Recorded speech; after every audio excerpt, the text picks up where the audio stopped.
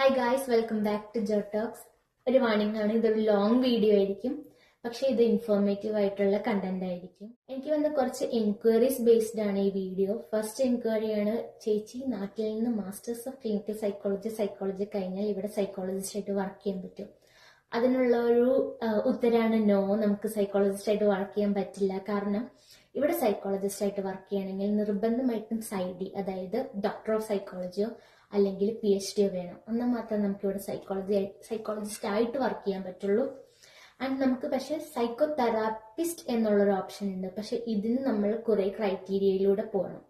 ഒന്ന്, വെസ് ചെയ്യണം. അതുപോലെ തന്നെ ഏതെങ്കിലും ഒരു പ്രൊഫസറിന്റെ അണ്ടറിൽ പ്രാക്ടിക്കൽസ് ചെയ്തിരിക്കണം. അതുപോലെ തന്നെ ക്ലയന്റ് കോണ്ടാക്ട്സ്, എത്രയോ നമ്പർ ഓഫ് ക്ലയന്റ് കോണ്ടാക്ട്സ് വേണം.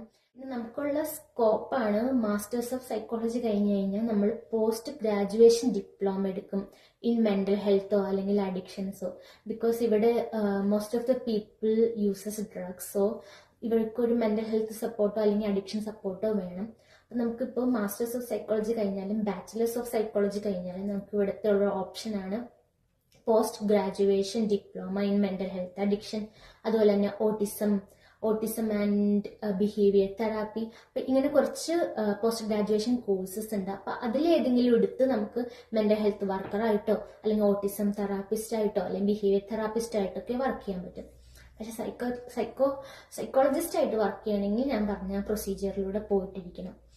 അപ്പോൾ ഇറ്റ്സ് ബെറ്റർ ടു ഡു നമ്മൾ നാട്ടിൽ നിന്ന് PhD അല്ലെങ്കിൽ MPhil എടുത്തിട്ട് ഇങ്ങോട്ട് വരികയാണെങ്കിൽ കുറച്ചുകൂടെ സ്കോപ്പ് ഉണ്ടാവും.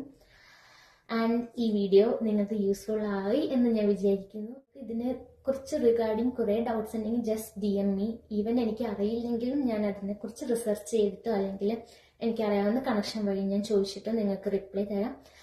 ഈ വീഡിയോ നിങ്ങൾക്ക് യൂസ്ഫുൾ ആയിട്ടുണ്ടാവും എന്ന് ഞാൻ വിചാരിക്കുന്നു. അടുത്ത വീഡിയോ കാണാം. Bye bye.